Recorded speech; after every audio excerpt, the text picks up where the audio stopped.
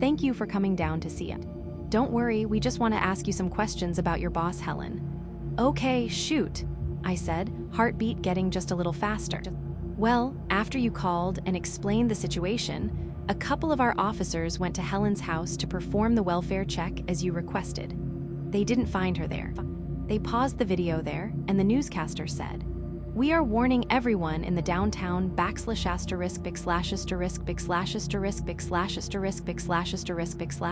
area to stay indoors and lock all your doors and windows. Investigators and law enforcement are working fervently to establish control of the situation." My mouth hung open, disbelief hollowed my bones and dried my vessels of blood, yet the ringing in my head turned raucous. As all other noises drowned in the ringing, I noticed something about the last frame they stopped the video on. I quickly grabbed the remote and paused the TV. Somehow, the phone camera ended up on its side. It showed the aftermath of the mob attack at the hospital. Burning ambulances, corpses strewn like dirty socks, folded and crumpled. In the far left-hand corner of the frame, barely noticeable to anyone who didn't know her, was Stacy. She stood stiff, neck craned backwards with her face pointed to the sky. She was filthy, just like Helen was. I don't know what is going on, but my doors and windows are locked. I'm considering building a barricade in front of my sliding glass doors. I am so scared. Please, I don't know what to do. And after some concerning evidence at her residence, this has now moved into a missing person investigation. I need you to tell me every detail you can remember. She had placed a yellow legal pad down in front of her while she talked and pulled a fancy pen out of her bag. She looked across the table at me expectantly. Of course, I told her everything. From the weird cake, the bug snack and vomit, her red eyes, her message written on the underside of her desk. I started getting a terrible headache from the recollection. I didn't realize how stressful this had been for me. Tell me more about the messages. Under her desk and what she said to, she checked her notes, Scott, and what she wrote on the cake. Ooh, the cake said, "We are grateful for your prayers." I think she told Scott, "We dreamed of you," or something, and on the underside of her desk was written, "We have awaited your arrival." My head was pounding now. I put my elbows on my knees and my head into my hands. "Are you okay?" the investigator asked. "I'm fine. I think I'm just getting a migraine." I winced, pushing my thumbs into the corners of my eyes. I haven't had one this bad since I was a kid. "Do you have any extra strength painkillers?" I said, glancing up at her. The investigator looked back at the officer and gestured to him. He nodded his head and left the room. "In her office, Jack, what was the message written with?" I looked up to see the investigator looking at me pleadingly. Her eyes said to speak quickly. "I don't know, but it stank in there. Maybe garbage, or Jesus, maybe even puke." I put my head back down and tried to breathe through the pain. This headache was getting unbearable. Well, the reason I ask is because the police found more messages like it in Helen's home. In fact, we ran some tests on them, and she reached into her bag and brought out pictures of Helen's home. I looked up as she slid them across the table to me, and I almost fainted, from my headache waxing in pressure and the terrible gruesomeness of the photographs. Messages similar to the ones she had been saying or writing the past week were plastered all over Helen's apartment. The original wall color was barely seen through the reddish-brown messages hastily, angrily, scrawled upon the walls. There must have been 30 photographs, each one a different wall or ceiling of her house with messages: "We have waited for your arrival. We have dreamed of your presence. We have prayed implicitly. We hope to heaven, we bow to hell. We have listened to your call." The tests came back positive for Helen's DNA, she said quickly. These messages are written in her blood and feces. How? There is one DNA sample, though, that came back that isn't hers. We are still waiting for a match. Jack, this amount of blood is concerning. If your friend Helen is still alive, she is in a very weak state. What you've told us today is everything you can remember. My waxing migraine made it hard to recollect, but in that moment, I was sure of everything I had told the investigator. I was inexorably worried about my friend and coworker. This was such a tragic, horrible, unforgiving accident. I hoped that Helen could get the care she needed, and soon. "Yes," I answered. The beefcake officer came in with a bottle of pills and a white plastic cup of water. I swallowed 3 greedily. The officer resumed his place in the corner. "We have already contacted your coworkers and are going to speak to them as well regarding all of this." She took a card out of her bag and placed it down in front of me on the desk.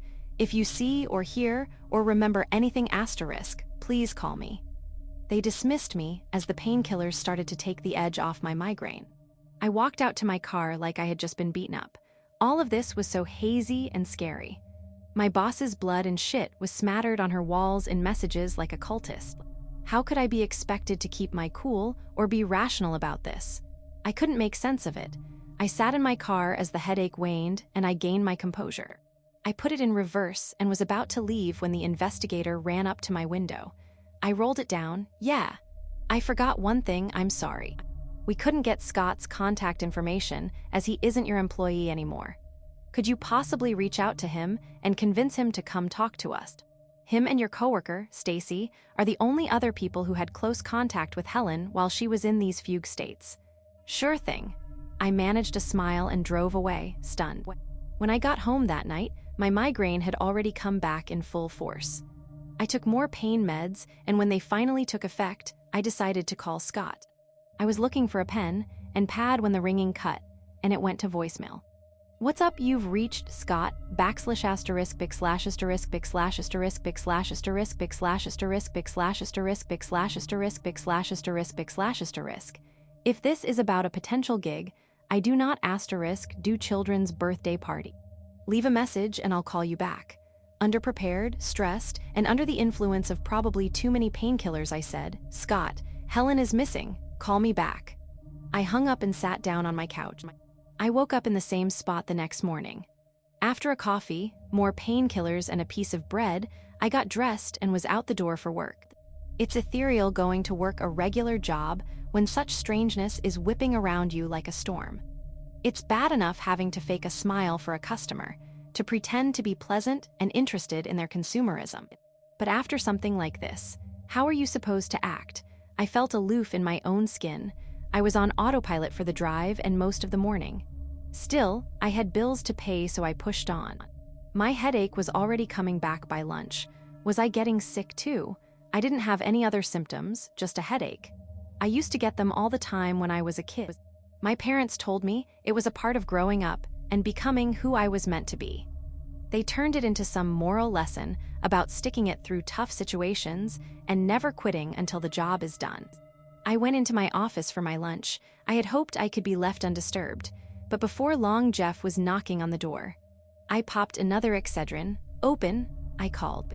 He came in swiftly, leaving the door open. "Jack, you gotta come back out here. Helen is outside the store." I bolted up, ran around my desk and out to the sales floor, Jeff following behind at my heels. I hoped Jeff had mistaken a stranger for Helen, but as I looked out the giant glass windows of the front wall of our store, there she stood, naked, covered in brown bile-like fluid. It created an unsightly shimmer in the blazing noon sun. She stood with her back to the windows, arms at her side with her palms facing upwards. Her neck was bent sharply backward, lifted at the star of our solar system. "Jeff," I said, unable to blink or look away, "call an ambulance." Once he pulled out his phone, I walked as steadily as I could outside our store. A small group of shoppers had gathered nearby, videoing the spectacle. "Helen," I tried to use the same voice I used to talk to scared children, hoping to hide my terror. "Hi, Helen. It's me, Jack. Can I give you a shirt?" I took meek steps towards her. Her eyes were open, unblinking. They must have been so dry. She didn't seem to notice my presence, so I inched closer. I unbuttoned my dress shirt and took it off. I was right next to her. "Helen, I'm just gonna cover you up, okay?" I cautiously placed the shirt over her shoulders and drew the sleeves over her breasts, trying to preserve some decency. It wasn't until I had gotten that close that I smelled her. Acrid filth, fresh sewage cooked in the sun like an egg in a pan, punched my throat and nostrils. I gagged. That's when she noticed me and snapped her head in my direction. Her eyes were filled with rage. They gleamed with uncanny wrath, but her teeth. Her mouth was pulled into a smile, like fish hooks had been stabbed through her cheeks and yanked. I fell back onto the burning pavement, heaving from the stench and fright. She jumped on top of me. I covered my neck and head as best I could, but her punches and hits were voracious and exacting. My ears and my kidneys taking the brunt of her force. She beat me silently. The only voices were the concerned cries and gasps of the onlookers, followed by rushing footsteps of some good Samaritans coming to my aid. As they grabbed her, we locked eyes once more and she coughed, spitting blood and bile onto my face. My mouth had been open. As they dragged her off me, I turned on my side and vomited onto the pavement. Once I recovered, I saw Helen fending off 3 large men, spitting, coughing, slapping at them like a living biological grenade. As these poor men backed away, the police and ambulance showed up. The cops got out of their cruisers and ran to the sorry scene, drawing their tasers. They attempted a consensual arrest with pleas of surrender, but to no avail. They stunned her with the taser long enough for one of the officers to handcuff her. They escorted her to one of the ambulances, frothing at the mouth and fighting every step. Some of the EMTs addressed the scratches on my face and abdomen, and saw to it that my saviors were looked after as well. I was so shaken I had downed 5 extra-strength Excedrin migraines, and they still didn't help. I got home and sat in the shower for over an hour. I'm not going to lie, I sobbed. I wept for how stressful this had been, for how terrified I was at that moment, and how fucking badly my head hurt. I had never been in a fight before, not like that. I didn't know what to do. I couldn't hit her back. What if I damaged her brain more? Thankfully, there is a silver lining. Helen was now in the care of medical professionals, and the worry could be passed on to them. After my shower, I remembered the meeting with the investigator. I gave her a call and left a message briefly explaining the day's events and what hospital Helen was in. I had contacted the higher-ups at my company to update them on the situation the next day. I also informed them I would be taking a 3-week vacation for all that I have been through. They obliged and mentioned something about the possibility of promoting me and one of my sales team members. I didn't care. I just wanted to stay home, play video games, and relax. Maybe see a doctor about my recurring migraines. Before my lovely leave of absence, I had to train a couple of the sales team members to be able to perform some responsibilities in my stead. My bosses at corporate said they would send over a couple extra people from a nearby branch to help out. One thing did concern me, however. I hadn't heard from Stacy in a long time, not since the conversation we had about what she had seen Helen doing in her office. She would have made this training easier, not to mention she could have helped me out with Helen. She had seen her like that before. I called Jeff into my office. "Hey, do you know if Stacy took some time off this week?" "Yeah," he said. "You didn't note it. She's been out sick for like a week and a half." He saw the shock on my face. "Why? Is she okay?" "She should be," I gathered myself. "I just didn't know she had been out that long. I'll give her a call and see how she is feeling. Thank you, Jeff." I called Stacy on my way home that night. The phone rang for eternity before she picked up. I heard static on the other line. "Hello, Stacy. It's me, Jack. Are you okay?" Nothing answered back to me. "Stacy?" I pressed my phone hard to my face, hoping I could pick up something I couldn't hear before. All I heard was static and wind. It got a little louder, then a little louder with each passing minute. "Stacy, are you okay? Please talk to me. It's about Helen." I wondered if she had been outside, but as the noise grew, I realized it was her breathing. It was staccato, punctuated. Was she trying to speak? "Stacy, you need to speak a little louder. I can't hear you. Do I need to call an ambulance?" My panicked voice sounded shrill in contrast to her breathy puffs. I listened as closely as I could, closing my eyes and focusing on the sound of her breathing. As her phone was getting closer to her mouth, the fluctuations of her breath became clear. After a moment, through the softest of whispers, I swear I heard her breathe. "We have awaited your arrival." I froze. The phrase flowing from Stacy's mouth like smoke from hell came through the receivers and choked me with fear. This seemed beyond any of us. I didn't know what to do, so I hung up and called the police as I ran inside my apartment. When you want a wellness check done on somebody, you can call the police station's non-emergency number. Not thinking clearly, I called that one first, but I didn't get an answer, not even a voice message. I tried their non-emergency number one more time, and after not getting any answer, realized my mistake and called 911. 911 for what city? Backslash asterisk big slash asterisk big slash asterisk big slash asterisk big slash asterisk big slash asterisk. Do you require the police, fire, or ambulance? Yem police and ambulance. What address is the emergency? It's my friend and coworker Stacy. Hold on. I put the phone on speaker and found Stacy's contact. I read her address to the operator. "Thank you, sir. Now can I have your name?" "Jack." "Okay, sir. Can you tell me what happened?" "Well, nothing yet. I wanted to see if you could send officers and possibly an ambulance for a wellness check. I think my friend is really sick." I just called her on the phone and she sounded like she was having a really hard time breathing. The microphone crackled as she heavily exhaled. "Sir, this is the emergency line, not for wellness checks." I know. I tried to call the non-emergency number, but nobody answered. The operator was silent. "Hello?" I asked after a minute of no response. "I'm sorry, sir. We don't have enough officers available to check on your friend right now, but we will send one as soon as we can."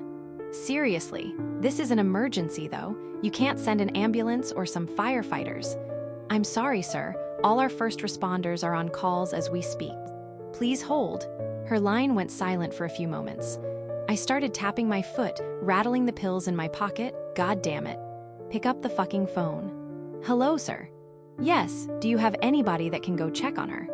I contacted the police department from backslash asterisk big slash asterisk big slash asterisk big slash asterisk big slash asterisk big slash asterisk big slash asterisk big slash asterisk big slash asterisk, the nearest city, almost 50 miles away. They said they can send an ambulance to check on your friend. "Thank God. Okay, thank you so much, ma'am," I said. "Stay safe tonight." She hung up. What the fuck? What did she mean by that? I opened my bottle of painkillers and saw there were only 3 left. I swallowed them dry and grabbed some melatonin from my medicine cabinet. After my dosage, I laid on my bed and flipped the TV on. Switching through channels, a news broadcast caught my attention. I switched onto the channel and felt a surge of pain in my head, followed by high-pitched ringing in my ears. 16 dead, 3 missing in violent mob attack at local hospital, the headline read. I was bewildered. It was the same hospital Helen was admitted to. My head felt like it was banging against a wall, but my vision was glued to the TV. They warned the video footage was disturbing, but Jesus Christ, it was far worse than I imagined.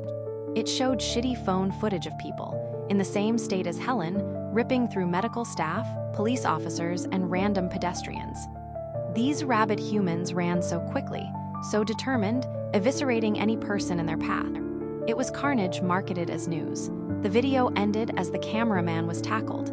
You could hear his scream.